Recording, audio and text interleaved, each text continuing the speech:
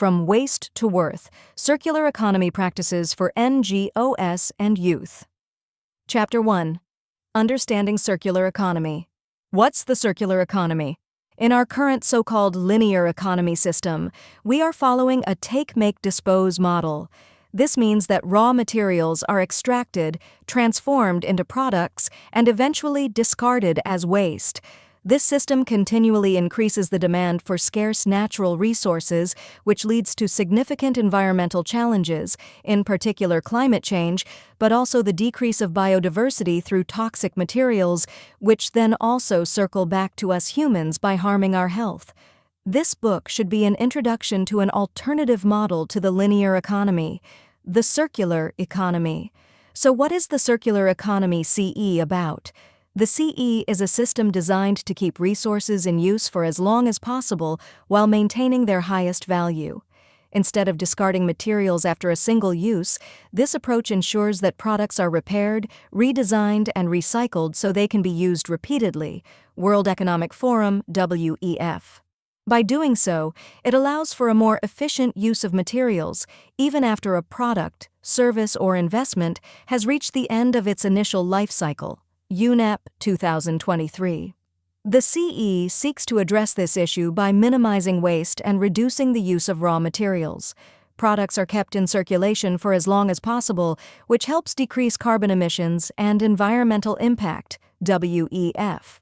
The principles of the CE focus on eliminating waste and pollution, keeping materials and products in use at their highest value, and regenerating natural systems, Ellen MacArthur Foundation. This involves processes such as maintenance, reuse, refurbishment, remanufacturing, and composting. While recycling also plays a role, there is an ongoing discussion about its efficiency. Since recycling requires energy and can generate emissions itself, it is not always the most sustainable solution. A more effective approach is to design products that last through multiple life cycles, reducing the need for recycling in the first place, WEF. Here, it can be helpful to follow the main 3 R's, reduce, reuse, and recycle, in this order. By adopting a CE, our society can significantly reduce waste, conserve valuable resources, and lower carbon emissions. This approach not only benefits the environment, but also promotes a more sustainable and efficient way of producing and consuming goods. Explaining the circular economy and how society can rethink progress, animated video essay, The Circular Economy, World Economic Forum, video. When did it start? The origins of CE are not pinpointed to a single date or location, but moreover can be traced back to multiple schools of thought that emerged over time, beginning in the 1960s and 1970s. It therefore integrates various sustainability approaches, combining environmental, economic, and industrial perspectives. The notion of CE, even though developed by multiple intellectual traditions and concepts as origins and basic ideas of CE, can be traced back to Kenneth Boulding's Spaceship Earth idea from 1966, which highlighted the need for a closed-loop economic system, Waterlake 2018, Ellen MacArthur Foundation. He emphasized that since the Earth's natural resources are limited, it is crucial to take action to prevent raw material shortages and reduce environmental pollution. Then the famous Club of Rome report The Limits to Growth from 1972 followed, being the first official statement that warned that, at the current rate of growth, the world would struggle to meet humanitarian needs due to resource scarcity and the environment's inability to absorb excessive pollution. In response, the report introduced the concept of a growth equilibrium state, in which pollution is reduced and materials are recycled more frequently to ensure long-term sustainability.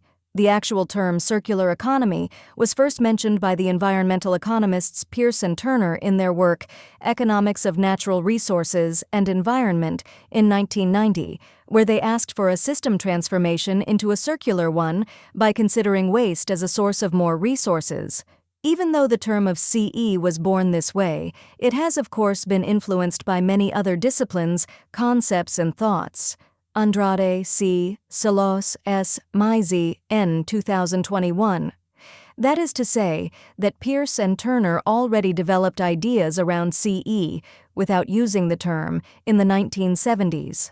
Along with thinkers of industrial ecology, they reinforced the idea of resource efficiency. Around the same time, Walter Stahel in Europe proposed a performance economy, emphasizing product longevity through reuse and remanufacturing. The 1990s saw further developments with cradle-to-cradle design by McDonough and Braungart and biomimicry by Janine Benyus, both advocating for sustainable material cycles. CE gained mainstream attention in the 2010s, largely due to the Ellen MacArthur Foundation, which is also, for this book, used as a source of information. China became the first country to enact CE laws in 2009. Therefore, it is also hard to identify a single location where the CE was first developed. It was moreover shaped by global contributions. However, Europe can be considered as playing a central role in shaping and formalizing the concept, particularly through Walter Stahel's work in Switzerland and later policies by the European Union. Other key influences came from the U.S., where Kenneth Boulding introduced the spaceship Earth idea, 1966, and where cradle-to-cradle was developed, Woutelet, 2018. We are living in a time of immense global challenges, many of which stem from the way we produce and consume resources. These issues are largely driven by industrialized and commercialized societies, where capitalism promotes overconsumption. The current linear economy continues to increase its demand for scarce natural resources, placing significant pressure on the planet, EUND. The impact of this way of living is staggering. Currently, humanity is using 60% more resources than the Earth can provide. Since 1970, total material extraction has more than tripled, and since 2000, it has almost doubled, reaching 100 billion tons per year, WEF 2022. This level of consumption not only depletes finite raw materials, but also generates enormous amounts of waste. For example, the European Union alone produces more than 2.5 billion tons of waste each year. To put this into perspective, it is estimated that 6 key elements used in mobile phones could be completely depleted within the next century.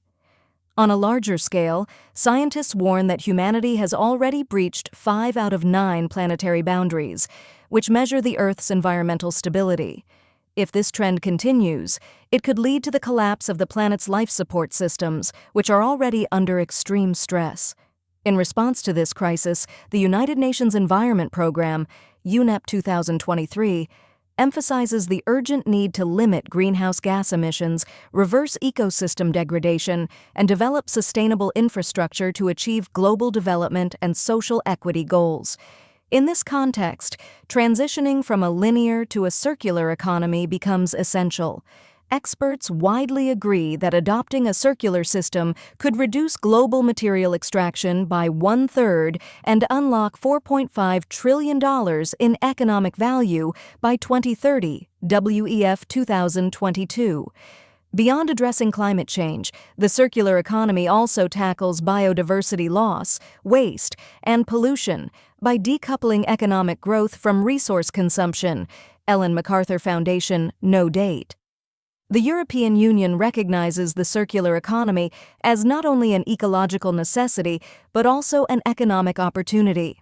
By shifting towards a system where growth is no longer tied to resource use, Europe can protect its natural resources while fostering sustainable economic development.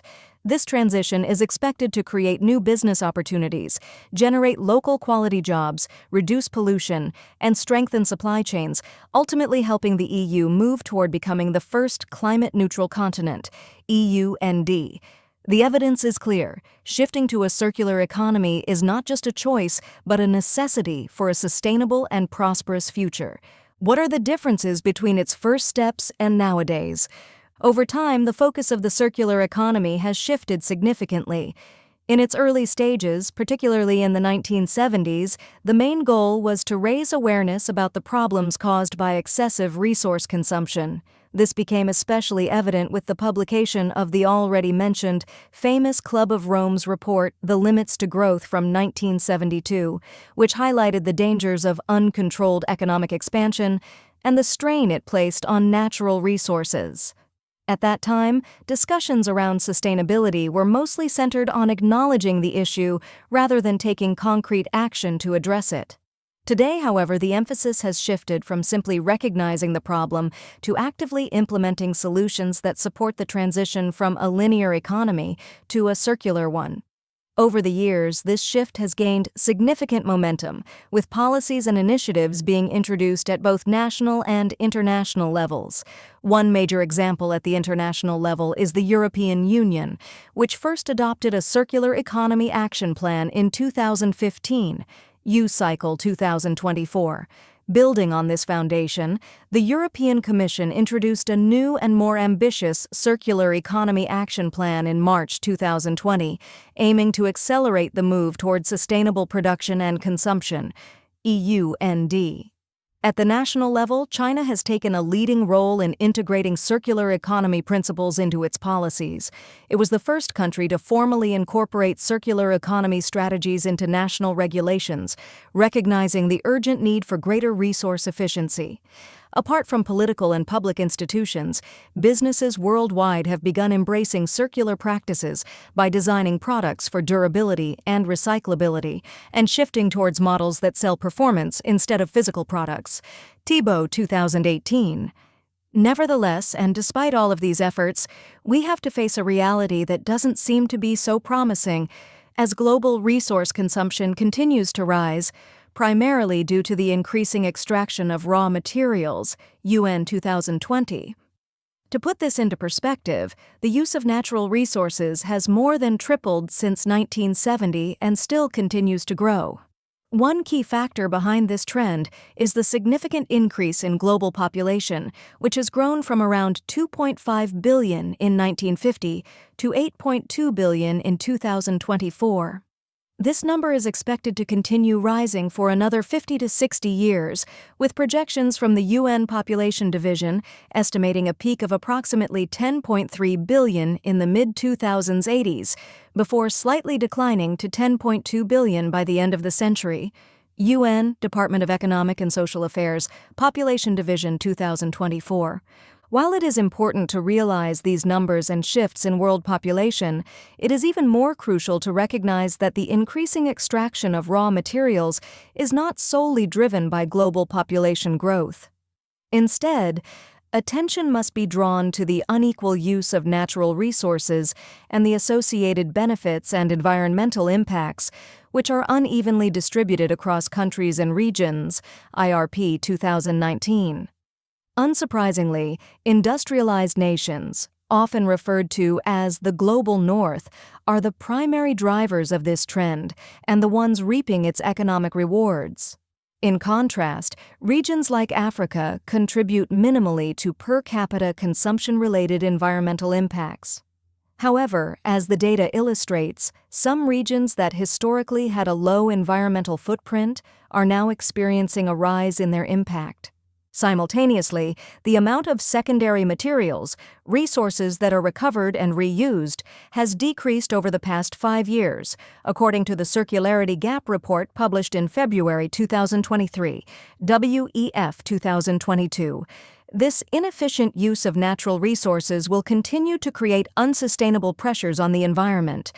The extraction and processing of natural resources are still responsible for 90% of biodiversity loss and water stress, around 50% of climate change impact, and 1/3 of air pollution. Food production systems are among the leading contributors to environmental degradation. Additionally, the extraction and production of metals have increased significantly, not only accelerating climate change, but also posing serious health risks.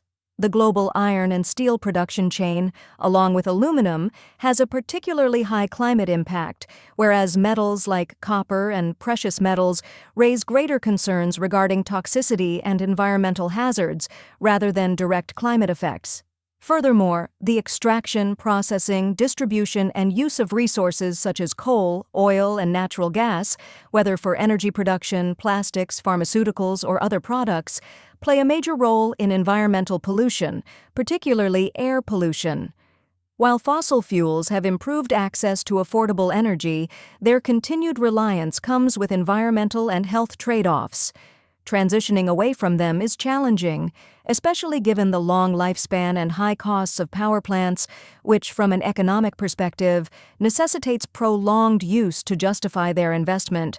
IRP 2019. The number of secondary materials being cycled back into the global economy has shrunk from 9.1% of total material inputs in 2018 to 7.2% in 2023. Returning to the CE model, these trends highlight the urgent need to transform production systems to protect both our environment and our health. Pointed out by the United Nations Environment Programme, UNEP 2024, as one significant problem with the implementation of CE nowadays is that it is hard to control or compare national policies and strategies regarding CE, as these initiatives often lack standardized measurement tools.